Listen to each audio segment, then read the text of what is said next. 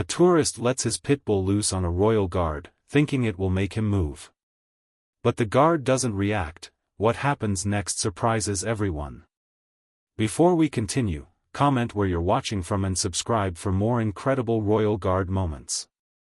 It's a bright morning at Buckingham Palace.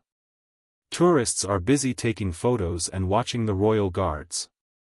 Royal Guard officer Daniel Carter stands still, his red uniform standing out against the Grand Palace walls. The air is filled with chatter and the sound of cameras clicking, until a deep, menacing growl cuts through the crowd. Marcus Lane, a rugged man in his late 30s, pushes through the crowd with a firm grip on his pitbull's leash. His muscular dog, Titan, tugs forward, growling low and deep. The leash is tight, barely holding back the powerful animal. Titan's dark eyes lock onto the nearest royal guard, his body tense with aggression. People in the crowd start noticing the tension. A few tourists whisper, glancing nervously at the pitbull's broad shoulders and scarred face. A mother quickly pulls her young son behind her, sensing something isn't right. An elderly couple steps back, their expressions shifting from curiosity to concern. The space around Marcus begins to clear as more people realize the potential danger. Marcus smirks as he watches the crowd's reaction. He enjoys the unease, the small ripples of fear spreading around him. Tugging on Titan's leash, he mutters under his breath, "Easy there, big guy. Your turn's coming soon." His voice is laced with amusement, but there's something unsettling in his tone. Titan's growl grows louder, his body bristling with energy.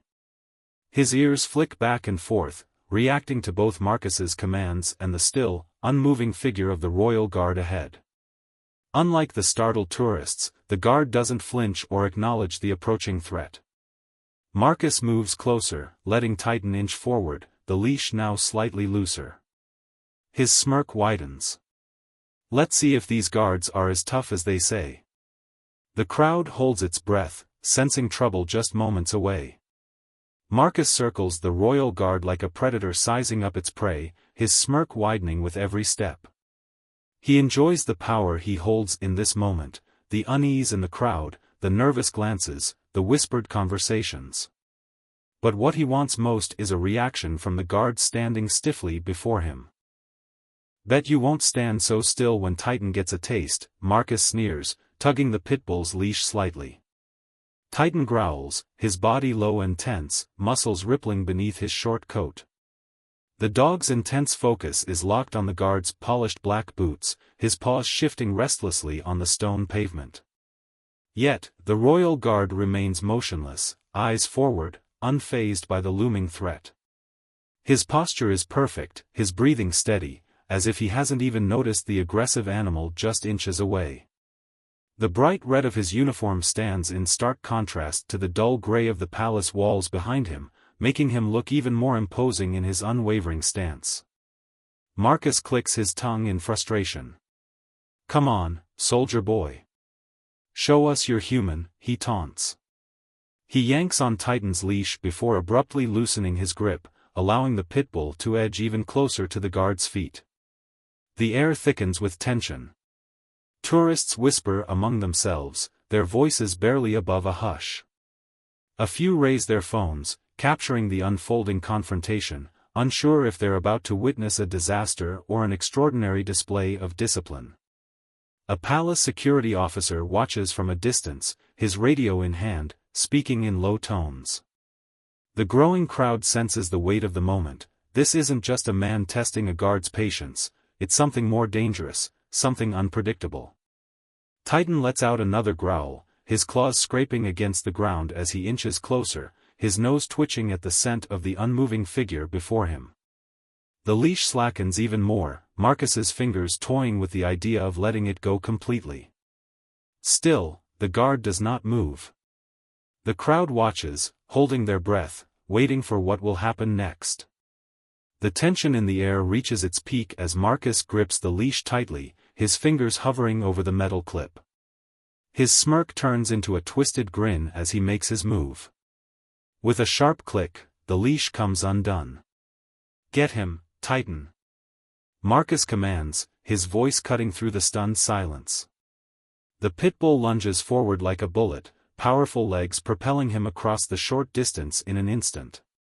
His muscles ripple, his eyes locked onto the guard, and his sharp teeth flash in the morning sun.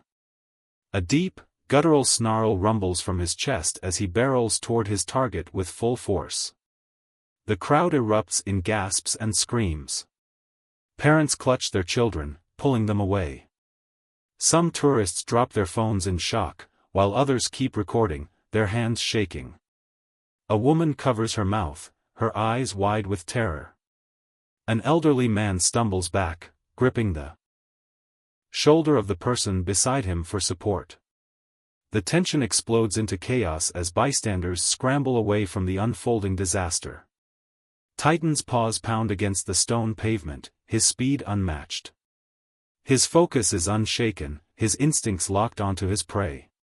In a fraction of a second, he is almost upon the royal guard. But the guard still doesn't move. His body remains perfectly upright, his eyes fixed straight ahead.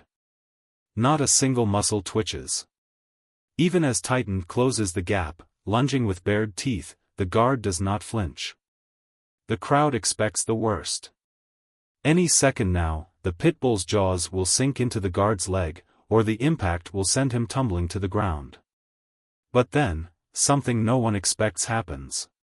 Just inches before Titan reaches him, the royal guard moves. And in that split second, everything changes. Just as Titan leaps, his jaws inches from the guard, the royal guard moves. It happens so fast that the crowd barely sees it. In a single, fluid motion, the guard steps slightly to the side, his white-gloved hands moving with precision. Instead of dodging the dog, he meets Titan head-on, but not with force. With a practiced grip, he redirects the Pitbull's momentum, catching him mid-air in a way that prevents injury to both himself and the dog. The crowd gasps in shock. They had expected blood, an attack, or chaos, but instead, they witness something extraordinary. Titan lands on the ground, confused but unharmed. His snarl falters, his muscles tense but uncertain. He had been trained to attack, but the guard's reaction was something unfamiliar. There was no fear, no aggression, only calm authority. The royal guard, still standing tall, does not react with anger or panic. Instead, he lowers his voice, speaking in a firm but controlled tone. "Easy, boy. That's enough." The words are not shouted but delivered with steady confidence, the kind of tone that trained working dogs are conditioned to respect. Titan's ears flick back, his head slightly tilting. His deep growl softens. His body language shifts from attack mode to uncertainty. The aggression Marcus had drilled into him begins to waver. The crowd, still holding their breath, watches in astonishment. A moment ago, they had expected disaster, but now they see something they never imagined, a battle of control, not strength. The guard moves his hands carefully, positioning himself with expert precision, using techniques known to military and law enforcement dog handlers. Every motion is calculated, ensuring that Titan does not feel threatened but also does not regain dominance. Titan, who had moments ago lunged with deadly force, lowers his stance slightly, his tail no longer rigid. His instincts, shaped by years of training before Marcus took control of him, begin to resurface. He is no longer acting on blind aggression, he is responding to real leadership. The tourists, who had been frozen in fear, now look on in absolute amazement. The royal guard just stopped a full-speed attack without even drawing a weapon. Marcus, still standing nearby, looks stunned. His Pitbull, his supposed weapon of fear, is no longer under his control. The tables have turned. A moment ago, Titan was a snarling, lunging force of aggression. But now, in an unbelievable twist, he sits calmly at the royal guard's feet. The powerful Pitbull, who had charged with full force, no longer growls. His ears twitch, his tail relaxes, and his eyes shift between his owner and the guard. The aggression vanishes, replaced by something no one expected, obedience. The crowd, who had been bracing for an attack, falls into complete silence. No one moves. No one speaks. All eyes are locked on the astonishing sight before them. Titan, once controlled by Marcus's intimidation and force, now responds to true leadership. The guard, still standing tall, maintains his calm presence. He does not yell, does not react with anger or violence. He simply commands respect through discipline and control, and Titan recognizes it. Marcus, expecting chaos, stares in disbelief. His confidence, his smug attitude, shatters before everyone's eyes. His dog, his weapon of fear, is no longer his to control. Titan isn't looking at him anymore. He is looking to the guard for direction. Murmurs ripple through the crowd. Did that just happen? He tamed the dog. Some tourists instinctively clap their hands over their mouths, still unable to believe what they've witnessed. A woman near the front whispers to her husband, "That guard didn't even flinch." Marcus takes a step forward, his face red with frustration. "Titan! Get over here!" Now, he barks, trying to regain his authority. But Titan doesn't move. He barely acknowledges his owner's voice. Instead, he remains seated, his posture relaxed but attentive, waiting for the only person in the area who showed true leadership, the royal guard. The scene is a complete reversal of what Marcus had intended. He had set out to humiliate the guard, to break his discipline and create a spectacle. But now, it is he who stands humiliated before the crowd. The royal guard remains unshaken, his expression unchanged, as if this moment had never been in doubt. He doesn't need to prove anything, his authority speaks for itself. Marcus stumbles back, his face flushed with shock and frustration. His confidence, which had been so solid moments ago, crumbles as he watches his own Pitbull sit calmly at the feet of the royal guard. "Titan, what the? Get back here," he yells, his voice now filled with panic instead of power. But Titan doesn't move. The once aggressive dog, who had been lunging and growling, now refuses to acknowledge his owner. His ears flick back slightly at the sound of Marcus's voice, but his focus remains on the guard, as if awaiting further instruction. The Pitbull's body language is completely different now, no longer tense, no longer acting out of aggression, but instead submissive and calm.